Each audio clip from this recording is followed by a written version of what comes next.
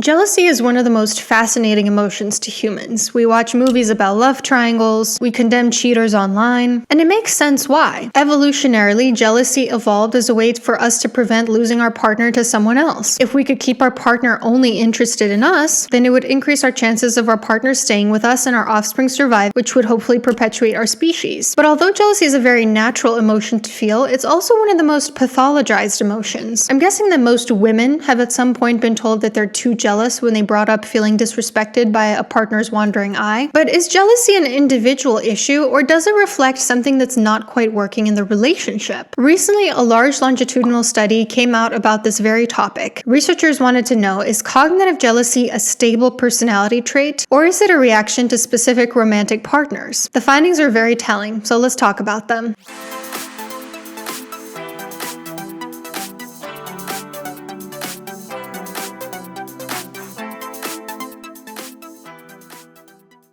So the study talks about how there are two types of jealousy. There's emotional jealousy, which is an in-the-moment feeling to some sort of like imminent threat, like someone blatantly flirting in front of your partner. And there's cognitive jealousy, which is a persistent, intrusive suspicion that your partner might not be faithful, not necessarily with any evidence behind it. So researchers wanted to know, do people carry jealousy with them from one relationship to another? They tracked 891 unmarried adults who were aged 18 to 34 across 5 years, giving them surveys every 4 to 6 months. So across participants, they were able to track 1,507 distinct relationships. The surveys included questionnaires to measure cognitive jealousy, neuroticism, attachment anxiety, and whether there was any actual infidelity in the relationship. What were the findings? Well, jealousy doesn't change much across the same relationship. Contrary to popular belief that it just kind of decreases with time in a relationship, simply time passing didn't really help when people were in the same relationship. But there was significant variation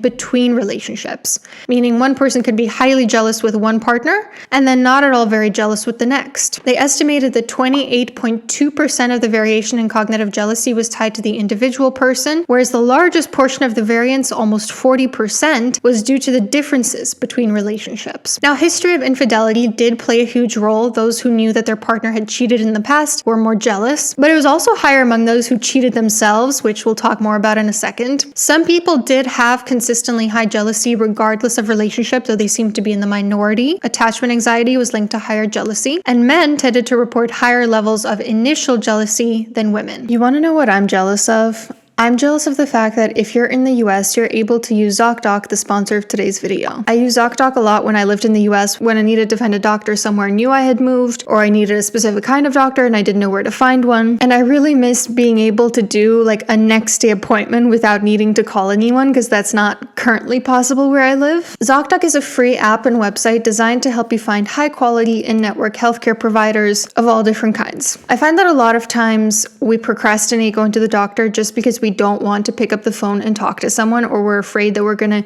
get turned down, or that they're not going to take our insurance and then we're going to have to pay a ton of money. ZocDoc solves all of those issues. You just book the appointment online. You can check that they actually have your insurance first. You can look at the reviews to make sure that they're a good healthcare provider. And a lot of their appointments are available between 24 to 72 hours, so you don't have to wait for a really long time. In a world of really unaffordable healthcare, I'm glad that ZocDoc makes it just a little bit easier for people to actually seek the healthcare that they need. It's really simple. All you have to do is create an account and book the appointment you want.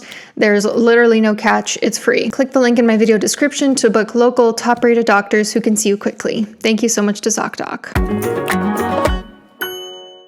Okay, so what are the takeaways from this study? If you feel jealous in your relationship, it might have less to do with the character flaw on your part and more to do with the relationship itself. Now, there are some exceptions. There are people who have what's called romantic OCD, who have these like persistent, intrusive thoughts of their partner cheating on them, or sometimes thoughts of like the partner being with a previous partner. There are also abusers who tend to be highly possessive and jealous no matter who they're with, sort of across their lifespan. But it seems like those are more the exception, and that typically speaking, jealousy is a sign that something's not quite feeling secure in the relationship, that something in the relationship requires your attention rather than that there's something wrong with you. Your jealousy then isn't something necessarily for you to stamp out artificially to just like get over. It's something to be faced and looked at and addressed in your relationship. The study confirmed what what probably most people would suspect, which is that if there's jealousy in a relationship, there's a higher likelihood that there's been a past betrayal in that relationship. Of course, you're going to feel more jealous if your partner has cheated on you in the past, like duh. So it doesn't make sense to try to eradicate an emotion that's perfectly valid to feel in that situation. And for the love of God, do not let a partner make you feel crazy if you don't trust them after they've betrayed you. That is completely normal, and they need to earn back your trust. If there's been a betrayal or there's just trust lacking in the relationship, maybe for a different reason, that's still something you need to address head on. Trying to invalidate jealousy in that situation is kind of like inviting a plumber over to your house because like one of the pipes is leaking and asking him to just put tape over it instead of actually fixing the root problem.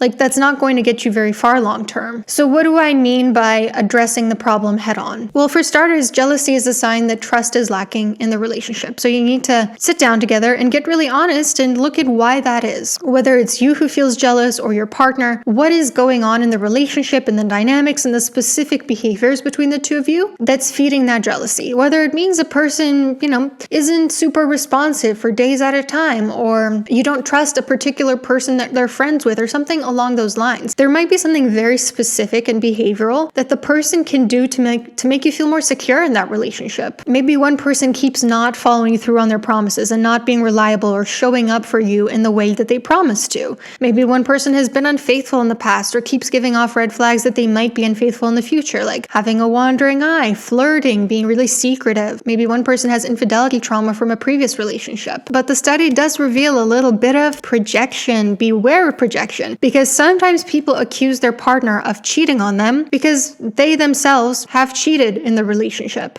Because the way the mind works is like typically we assume that other people are doing and thinking and feeling the same things that we do and think and feel. So if we know that we are a cheater, of course we're going to assume our partner has the same intentions or has done the same things, and of course that's going to make us feel more jealous in turn. Or it could also be the opposite way. It could be that the jealousy comes first. They feel jealous for whatever reason. They don't feel secure in their relationship, so they cheat on the other person first so that the other person doesn't do it to them first. The study also showed that attachment anxiety definitely plays a role. People who have an insecure, anxious attachment style are more prone to feeling jealous, but it doesn't tell the whole story. While attachment style tends to be stable across time and relationships, and attachment anxiety in particular can definitely make jealousy worse, research from the past few years has shown that people can heal their attachment style through even just one secure relationship. So even if somebody has an insecure, anxious attachment style from past relationship issues, they should ideally be able to learn to feel secure if the new relationship feels safe for them. To be really honest, I definitely had an insecure, anxious attachment style when I first got together with my husband. And it took me a really long time to genuinely trust him. I think it took me 2 or 3 years to get to a point where I'm safe with this person wants only me, I feel good about it. So even if someone has struggled with attachment anxiety or has a history of being cheated on, they should still eventually feel secure if the relationship is safe, and they should still learn to trust their partner. And if that's not happening, it might be a sign that even this new relationship is not all that secure. I think many of us have been in situations where someone was just